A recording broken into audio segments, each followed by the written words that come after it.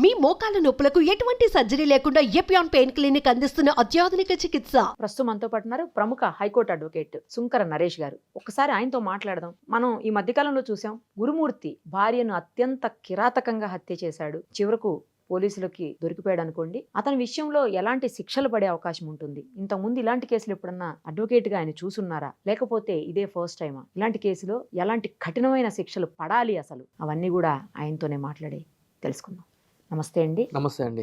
చాలా దారుణమైనటువంటి సంఘటన అండి. ఇప్పటి వరకు నేను నా కెరియర్లోనే చూడలేదు అసలు ఇంత దారుణంగా చంపినటువంటి వ్యక్తిని.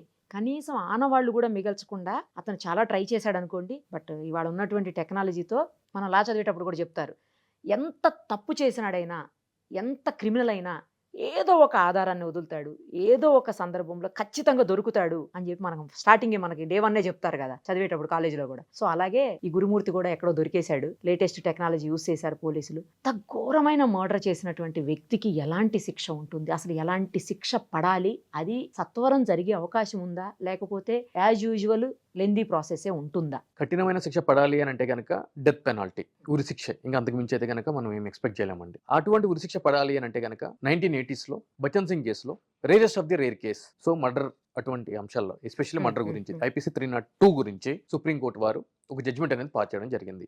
అంటే జరిగిన అన్ని మర్డర్లు rarest of the rare case గానే పరిగణించాలా, లేదు అని అంటే కనుక ఎటువంటి కేసుల్ని rarest of the rare case కింద పరిగణించి డెత్ సెంటెన్స్, ఉరి శిక్ష విధించాలి అని చెప్పని ఒక జడ్జ్మెంట్ అనేది ఇవ్వడం జరిగిందండి. సో ఆ జడ్జ్మెంట్ ని బేస్ చేసుకుని ఈ రోజు వరకు కూడా ఏ యొక్క కేసుల్లో మరణ శిక్ష విధించాలి, ఏ కేసుల్లో జీవిత శిక్ష, లేదంటే ఏ కేసులో మిగిలిన శిక్షలు విధించాలి అని చెప్పే అనే అంశాన్ని సెషన్స్ కోర్ట్స్ అనేవి పరిగణలోకి తీసుకుంటుంది. ఇక్కడ మనం చూసుకున్నట్లయితే గనక ఇటువంటి అత్యంత పాశవికంగా, క్రూరత్వంగా ఒక హత్య జరిగింది అని చెప్పని మనం చూస్తున్నాము. దీనికి సంబంధించి చనిపోయిన వ్యక్తి యొక్క ఆధారాలు కూడా లేకుండా వాటిని పౌడర్ కింద చేసి వాటర్లో కలిపేశాడు అని చెప్పి కూడా మనం వింటున్నాం. సో ఇటువంటి కేసుల్లో అతనికి అసలు ఎటువంటి శిక్ష పడితే న్యాయం జరుగుతుంది అని చెప్పి మనం మాట్లాడుకుంటే, నేనేమంటున్నాను అంటే కనుక శిక్ష పడటానికి ఆస్కారం లేదు అని చెప్పి నేను చెప్తున్నానండి. అవునా? ఎస్. ఎందుకు అనంటే ఇక్కడ మన లాలోనే కార్పస్ డెలిక్టి అని చెప్పి ఒక ప్రిన్సిపల్ ఉంటుందండి. లాటిన్ వర్డ్ ఇది. లా అంతా లాటిన్ నుంచే వచ్చింది, లాటిన్ వర్డ్. దాని అర్థం ఏంటి అని అంటే కనుక ఏదైనా సరే ఒక నేరాన్ని నిరూపించాలి అని అంటే కనుక, నేరం జరిగింది అని చెప్పి భావించాలి అని అంటే కనుక ఆబ్జెక్ట్ అనేది ఇంపార్టెంట్ అండి. అక్కడ చనిపోయిన వ్యక్తే ఎవరో తెలియదు ఇప్పుడు వరకు మీకు. పోలీసు వాళ్ళు ఏదో పేపర్లో టీవీల్లో చూస్తే అర్థమవుతుంది వాళ్ళ భార్యను చంపేశాడు అని చెప్పని. ఆ బాడీ ఎక్కడుంది? Where is the body? ఇక్కడ గమనించాల్సిన విషయం ఏంటి అని అంటే కనుక ఆ జనవరి 15th or 16th రోజున ఇది జరిగింది అని చెప్పి, సో కాల్ జరిగింది అని చెప్పి చెప్తున్నారు. దాని తర్వాత ఒక 5 రోజులకో 4 రోజులకో వాళ్ళ మదర్ ఒక మిస్సింగ్ కంప్లైంట్ ఇస్తే, మిస్సింగ్ కంప్లైంట్ ని బేస్ చేసుకుని ఇతను ఆ టైంలో ఉన్నాడు కాబట్టి ఇతను విచారిస్తే, ఇతను కన్ఫెషన్ స్టేట్మెంట్ అంటే పోలీసుల ముందు ఇచ్చే వాంగ్మూలం, ఒక నేరస్తుడిగా పిలువబడుతున్న వ్యక్తి ఇచ్చే వాంగ్మూలం, confession statement. Right technique self incrimination. అదే చట్టంలో మనం చెప్పారు కదండి, పోలీసుల ముందు ఇచ్చే ఏదైతే కనుక వాంగ్మూలం ఉంటుందో ఆ వాంగ్మూలానికి ఎటువంటి ఆధారం ఉండదు, ఎటువంటి వ్యాలిడిటీ ఉండదు అని చెప్పని. సో దాని ప్రతిపదికన ఏ విధంగా తీసుకుంటాము? అదే మిస్సింగ్ కంప్లైంట్ మీద 2 రోజుల క్రితం వరకు కూడా వాళ్ళు ఇన్వెస్టిగేషన్ చేశారు. ఒక 2 రోజుల క్రితం వరకు IPC 302 అంటే ఇప్పుడు 103 BNS రిజిస్టర్ చేయడం జరిగింది. సో ఇప్పుడు కూడా పోలీసు వాళ్ళు ప్రెస్ రిలీజ్ చేసింది ఏంటి? వాళ్ళు మేము సో అండ్ సో సీజ్ చేసామని అంటున్నారు.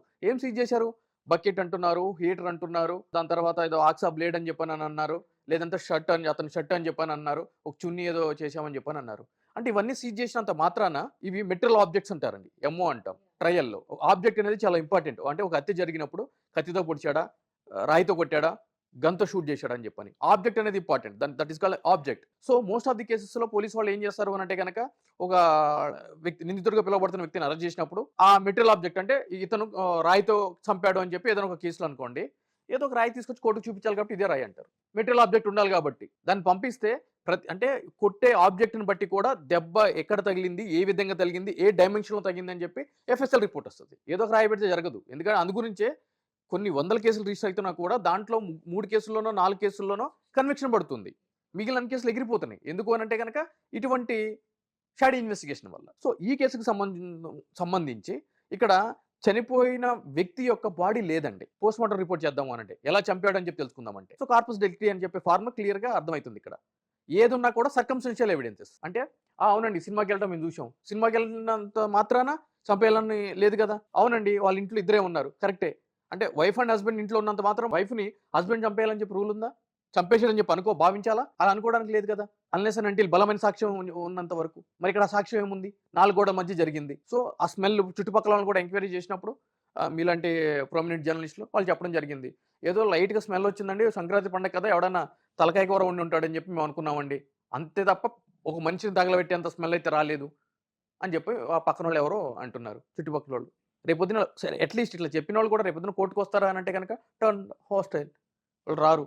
మనకెందుకొచ్చింది ఇయన్నీ? అంటే ఇప్పుడు హత్య జరిగిందంటేనే చుట్టుపక్కల వాళ్ళందరూ ఖాళీ చేసి వెళ్ళిపోయి పోలీసోళ్ళు వచ్చి ఎక్కడ డిస్టర్బ్ చేస్తారు అని చెప్పి అసలు ఇల్లు ఖాళీ చేసి వెళ్ళిపోతున్న ఎవరు పరిస్థితి లేరు ఉంది. అక్కడ, లేరు మరి ఎవరు. ఇటువంటి వాళ్ళని విట్నెస్‌గా చేర్చి అట్‌లీస్ట్ ఆ స్మెల్ వచ్చిందన్న సంగతి కూడా వచ్చి కోర్టుకి చెప్తామంటే గనక అది చెప్తారని చెప్పి మనం ఎట్లా భావించాలి? సో అంటే ఇన్ని టెక్నికల్ ఆస్పెక్ట్స్ ఉంటాయి. Yeah, yeah, right. అంటే technical. ప్రజలు ఏమనుకుంటారు అంటే గనక ఇవన్నీ మనం మాట్లాడుతూ ఉంటే అంటే నిర్దాక్షిణ్యంగా మాట్లాడుతున్నాడు ఎవడు ఈ అడ్వకేటు, తెలివుందా అని చెప్పి మాట్లాడొచ్చు. కానీ అక్కడ ప్రాక్టికాలిటీ వేరుంటుందండి. ప్రాక్టికాలిటీ వేరుంటుంది. అంటే ఇప్పుడు ఎమోషన్స్ ఉంటాయి. ప్రజలన్న వాళ్ళు ప్రతి ఒక్కరికి ఎమోషన్స్ ఉంటాయి. కానీ చట్టానికి మనకే ఎమోషన్స్ ఉంటాయి కానీ ఎమోషన్స్‌తో పని లేదు కదండీ. ఎమోషన్స్ పట్టించుకోదా ఆ! చట్టం. అవును. ఇప్పుడు being educated persons and that అడ్వకేట్స్‌గా, ప్రాక్టీసింగ్ అడ్వకేట్స్‌గా ప్రజలు మాట్లాడిందే మనం కూడా ఎమోషనల్‌గా మాట్లాడామనుకోండి, మన చదువుకి అర్థం ఏముంది? 10 మందికి మాట్లాడి చెప్పి వాళ్ళని అవేకనింగ్ చేసి ఉండే పరిస్థితిలో ఉన్న మనము నిజాలు మాట్లాడాలి. సో ఈ కేసులో నేను మాట్లాడేది ఏంటి అనంటే గనక శిక్ష పడే అవకాశం చాలా తక్కువగా ఉంది. సో ఓన్లీ కన్ఫెషన్ స్టేట్మెంట్ మీదే ఉంది.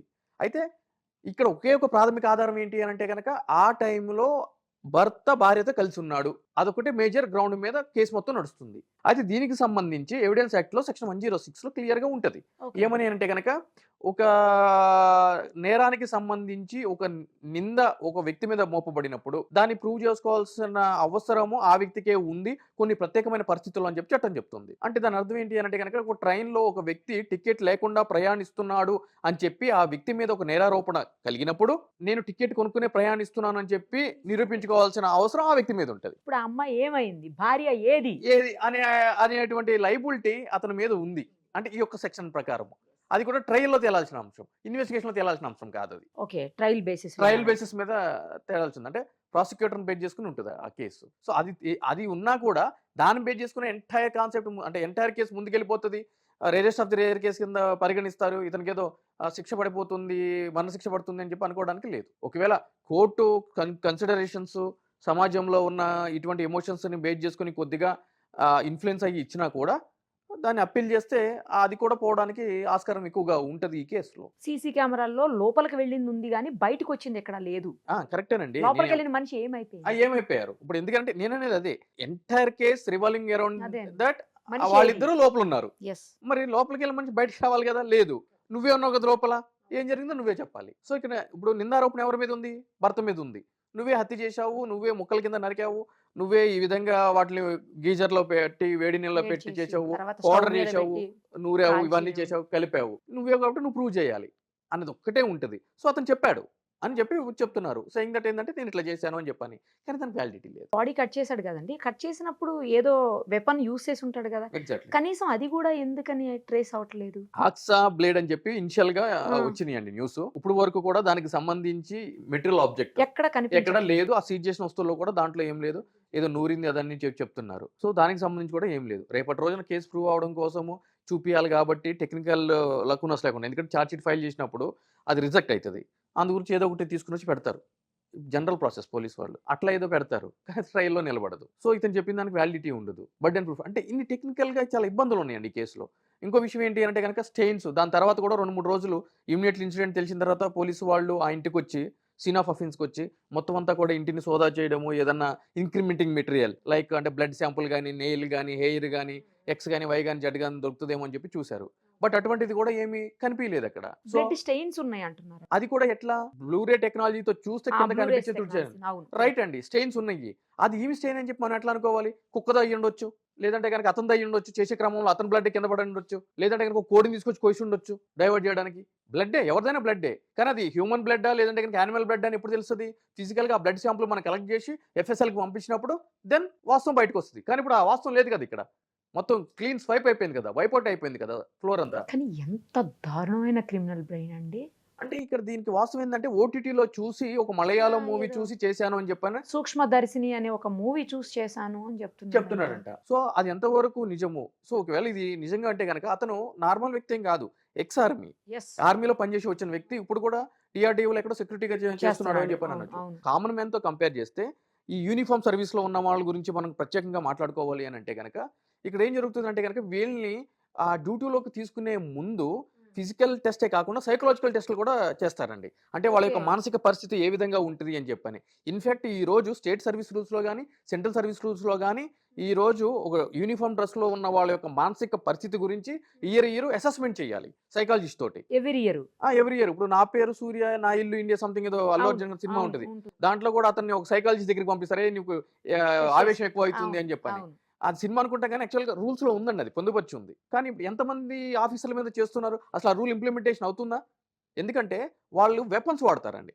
సో వాళ్ళ యొక్క మానసిక స్థితి బాగోలేనప్పుడు ఆడు ఇష్టం వచ్చినట్టు కుక్కలు కాల్చినట్టు ఎవరినంటే అని కాల్స్తే Correct. పిచ్చోడి చేతిలో రాయి అయిపోతుంది కదా. అవును కదా. అందు గురించి ఈ రూల్ పెట్టడం జరిగింది. కానీ ఆ రూల్ని ఇంప్లిమెంటేషన్ లేదు కదా వాస్తవిక పరిస్థితుల్లో, ఎక్కడ వినట్లేవు అసలు మనం. ఎక్కడ లేదు కదా. ఎంతమంది ఆఫీసర్ ఫిట్నెస్ సర్టిఫికేట్లు సైకలాజికల్ ఫిట్నెస్ సర్టిఫికేట్లు ఇస్తున్నారు, ఎంతమంది సైకలాజికల్ ఎనాలిస్మెంట్ ఇస్తున్నారు ఎనాలిసిస్ చేసి yes he is fit for counselling అని చెప్పని, హీస్ ఫిట్ ఫర్ జాబ్ అని చెప్పి, హీస్ ఫిట్ ఫర్ డ్యూటీ అని చెప్పని, ఫర్ పర్ఫార్మింగ్ హిస్ డ్యూటీ అని చెప్పని ఇవ్వట్లేదు కదా. అంటే ఇటువంటి సంఘటనలు జరిగినప్పుడే మనం ఈ విధంగా మాట్లాడుకోవాల్సి వస్తుంది. అదర్వైజ్ మాట్లాడినా అంటే ప్రజలు కూడా వినలేండి. ఎందుకంటే ఇప్పుడు ఈ ఇష్యూ జరిగింది కాబట్టి వాళ్ళకి దీని మీదే టాపిక్ కావాలి. అసలు ఇవన్నీ జరగకుండా ఉండాలంటే ఏం చేయాలనేది పాయింట్ ఫర్ కన్సిడరేషన్. సో ఇక్కడ ఆర్మీలో కూడా అతను చేసి వచ్చాడు కాబట్టి ఇదంతా ఎందుకు మాట్లాడుతానంటే కనుక అతని యొక్క మానసిక స్థితి, శారీరక స్థితి, కుటుంబ నేపథ్యము, క్రిమినల్ యాంటిసిడెంట్స్. అంటే ఒక ప్రభుత్వ ఉద్యోగం ఇచ్చేటప్పుడు ఆ కుటుంబంలో ఎవరైనా సరే నేరస్తులు ఉన్నారా, ఒకవేళ నేర చరిత్ర ఉందనుకోండి క్యాన్సిల్ అవుతుంది. క్యాన్సిల్. ఇతనికి ఏమైనా నేర చరిత్ర ఉందా ఉంటే క్యాన్సిల్ అవుతుంది. సో ఇవన్నీ చూసిస్తారు. సో అవన్నీ దాటుకుని సెలక్షన్ అయిపోయిన తర్వాత బయటకు వచ్చి మళ్ళీ ఒక దాంట్లో జాబ్ జాయిన్ అవుతున్నాడు అని అంటే కనుక బయట వాళ్ళతో కంపేర్ చేస్తే మానసిక స్థితి కొద్ది స్ట్రాంగ్ ఉన్నట్టు మనం భావించాల్సి వస్తుంది. కానీ అటువంటి మానసిక స్థితి ఉన్న వ్యక్తి ఇంతటి క్రూరంగా చేశాడు అని అంటే కనుక బహుశా అంటే ఇవన్నీ కూడా ఎక్కడికి పోతున్నాయి, ఏం జరిగింది అనేది. అంటే ఒక తాలిబొట్టు తీసి కొడితేనే ఇంత జరిగిందా? అసలు అన్నేళ్ళు నువ్వు కాపురం చేసావు, 2 పిల్లలు పిల్లలు ఉన్నారు, ఉన్నారు. కనీసం వాళ్ళైనా గుర్తు రాలేదా? సో ఇవన్నీ కూడా పాయింట్ ఫర్ కన్సిడరేషన్. అసలు ఎందుకు జరిగింది ఇంత అంటే క్షణిక ఆవేశం అంటారు. క్షణిక ఆవేశం అంటే కనుక ఫ్యాక్ట్ ఆఫ్ సెకండ్స్ ఉంటుంది. అదే ఇంకొకటి ఇంత భయంకరమైన ఉంటదిగా. స్ట్రాటజికల్ గా ప్లాన్డ్ గా చేయరు కదా. అవును. ఇంత ఎవిడెన్స్ కూడా అసలు దొరకకుండా చేస్తారా? Web series క్షణికావేశం తీసినట్టు ఉన్న వాళ్ళు పొద్దున మొదలుపెట్టి రాత్రి వరకు ఉడికిస్తానే చేస్తూనే ఉన్నాడంట. ఉన్నాడంట. సో అంతటి ప్లాన్డ్ గా అంత ఓపిక్ గా ఇంత చేయడం అని అంటే కనుక గీజర్ స్విచ్ ఆన్ చేసి మనం మార్నింగ్ స్నానం చేయాలంటే కనుక ఒక 5 నిమిషాలు చూస్తాము, వాటర్ హీట్ కాకపోతే నార్మల్ వాటర్ చేసి వెళ్ళిపోతాం, అవును. టైం వేస్ట్ అవుతుంది, ఇది అవ్వదని అవును. చెప్పని. అటువంటిది పొద్దున్న నుంచి సాయంత్రం దాకా ఒక మనిషిని చంపి ఉడికిచ్చాడు అని అంటే కనుక ఎంతటి రాక్షసత్వం ఉండాలి. అదే అర్థం కావట్లేదు అసలు. సో ఎలా అండి ఇప్పుడు ఈ మనకి అంటే మీరు చెప్పినట్లు చట్టంలో ఉన్నటువంటి కొన్ని ప్రాబ్లమ్స్, కొన్ని లొసుగులు, వాటితో బయటపడే అవకాశాలే ఎక్కువగా అనిపిస్తున్నాయి అంటున్నారు మీరు చెప్తున్న దాన్ని బట్టి. మరి ఇలా అయితే రేపొద్దున ఇంకొకటి కూడా ఏమో దీన్నే తీసుకుని ఇప్పుడు వాడు సూక్ష్మదర్శిని తీసుకుని చేశాడు, ఇంకొకటి రేపొద్దున వీడిని చూసి ఆ ఎవిడెన్స్ లేకుండా చేశాను ఆ యాంగిల్లో పోతే ప్రపంచం ఏమైపోతుందండి? ఎటుపోతుంది ఇక సొసైటీ. ఇతను ఆర్మీ పర్సన్ అండి. కొద్దిగా ఒక 3 నెలల ముందుకు వెళ్దాం, ఆంధ్రప్రదేశ్కి వెళ్దాము. కర్నూలులో 9వ తరగతి చదివే పిల్లలు 3 కలిసి ఒక పిల్లని రేప్ చేసి అవును, వాటర్ చంపారు. వేసేశారు. చంపేసి వాళ్ళ పేరెంట్స్ కూడా సహకరించి తీసుకుపోయి వాటర్లో వేశారు. ఇప్పుడు చాన్నాళ్ళు కనిపించలేదా పిల్ల? ఇప్పటికి దొరకలేదు అదే కదండి. అసలు. Even as and date As on date కనిపించలేదు. అన్ట్రెస్టెడ్ బాడీనే. అవును. ఆ కేసు కూడా అదే కదా. బాడీ లేనప్పుడు ఏం చేస్తారు? మిస్సింగ్ కేసు కింద పరిగణించాల్సి వస్తుంది. చాలా ఎతకడం జరిగింది, ఇగో ఈ వాటర్ లో అవును. వేసామన్నారు, ఆ కొండలు వేసామన్నారు. అప్పుడు అన్నారు. కూడా అవును అప్పుడు కూడా ఒక 1 వీక్ 10 days హడావిడి జరిగింది. అవును కరెక్ట్. దాని తర్వాత ఇప్పుడు మర్చిపోయాం కదా మనం. ఆ కేసు ఏమైంది? అక్కడ కూడా బాడీ లేదు కదా. సేమ్ ఫండా కార్పస్ డెలిక్టీ లేదు అక్కడ.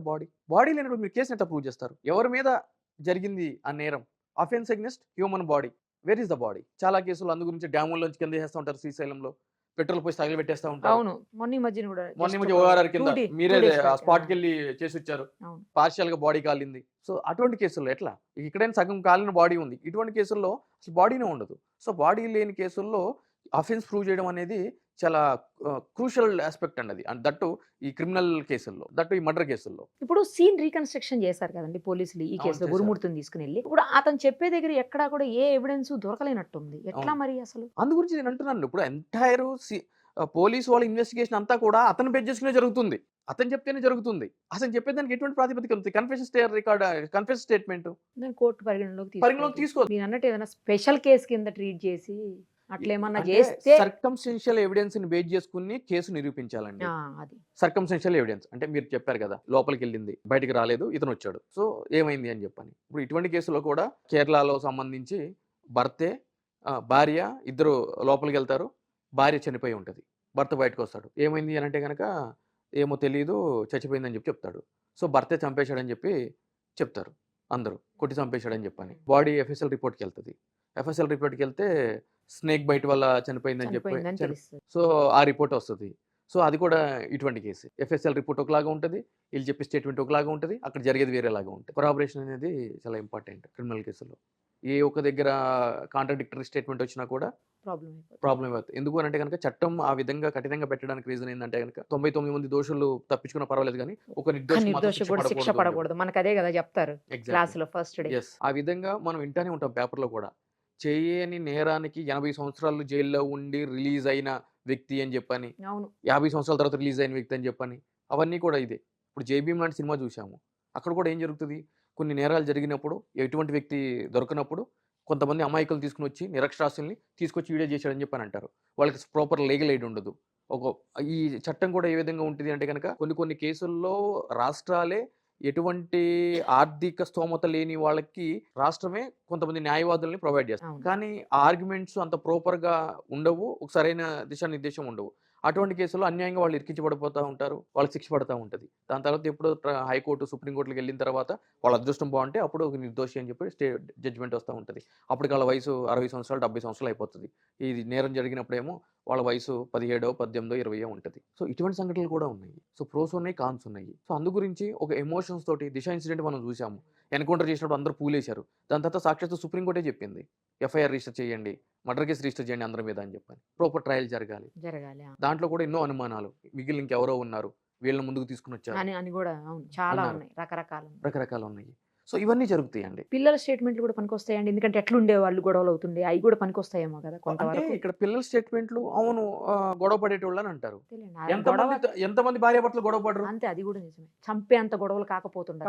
దట్టు పిల్లలు లేరు కదండి ఆ టైంలో, వీళ్ళిద్దరే ఇద్దరే ఉన్నారు. ఇంకో విషయం ఏంటంటే సంక్రాంతి సినిమాకి వెళ్ళేసి వచ్చారు. అవును, సినిమాకి వెళ్ళి వచ్చారు అంటే కనుక బాగున్నట్టే కదా. ఈ గ్యాప్ లో ఏం జరిగింది అంత అంటే చంపేంత ఉంటుందా? రేపు పొద్దున ట్రయల్ అడ్వకేట్ ఒకటే అంటాడు, వాళ్ళ స్టేట్మెంటే తీసుకుందాం. సంక్రాంతి సినిమాకి వెళ్ళేసి వచ్చారు, ఈ ఇన్సిడెంట్ జరిగింది ఇమ్మీడియట్లీ అంటున్నారు. సినిమాకి వెళ్ళి వచ్చారు అంటే కనుక ఆనందంగా ఉన్నారు, అవన్నీ జరిగినాయి, పిల్లలతో వెళ్ళారు, పిల్లల్ని వాళ్ళ అత్తగారింటి దగ్గర దింపాడు. ఈ గ్యాప్ లో చంపేంత ఉంటుందా? కానీ క్రిమినల్ బ్రెయిన్ ఎలా ఉందో ఇదంతా ఎస్టాబ్లిష్ చేయడం కోసమే తీసుకెళ్ళి ఉండొచ్చు మూవీకి. ఎగ్జాక్ట్లీ, కానీ అది ప్రూవ్ చేయాలిగా. ఇప్పుడు లోపల ఇంటర్నల్ అక్కడ వదిలొచ్చాడు అసలు. సో ఇక్కడ పాలిగ్రఫీ టెస్ట్ అనేది తెర మీదకి రావాల్సిన అంశం ఉంటుంది. పాలిగ్రఫీ టెస్ట్ చేయాలి, దానికి అతని కన్సెంట్ కావాలి. అవును, ఇస్తాడా? సో ఇవన్నీ ఆస్పెక్ట్స్ ఉంటాయండి. ఇప్పుడు వరకు పోలీసుల దగ్గర నుంచి అటువంటి స్టేట్మెంట్ అయితే కనుక ఏమి రాలేదు. కానీ నిలబడాలి అంటే కనుక వీటికి అన్నింటికి ఆధారం చేసుకుంటా పాలిగ్రఫీ టెస్ట్కి వెళ్ళాలి, అప్లై చేయాలి, ఇవన్నీ కూడా ఆధారపడి ఉంటాయండి. సో ఎన్ని చేసుకున్నా కూడా ఇటువంటి కేసులు ఆర్గ్యూ చేసి ఇటువంటి కేసులు చూసిన వ్యక్తిగా నేను చెప్తున్నాను, శిక్ష పడే అవకాశం చాలా తక్కువగా ఉందండి దీంట్లో. ఖచ్చితంగా తప్పు చేసిన వాడికి అయితే శిక్ష పడాలనేది అందరం ముక్త కంఠంతో చెప్తున్నటువంటిది. అందులో అయితే ఇంకో అసలు సెకండ్ థాటే లేదు. చూద్దామండి. Thank you so much.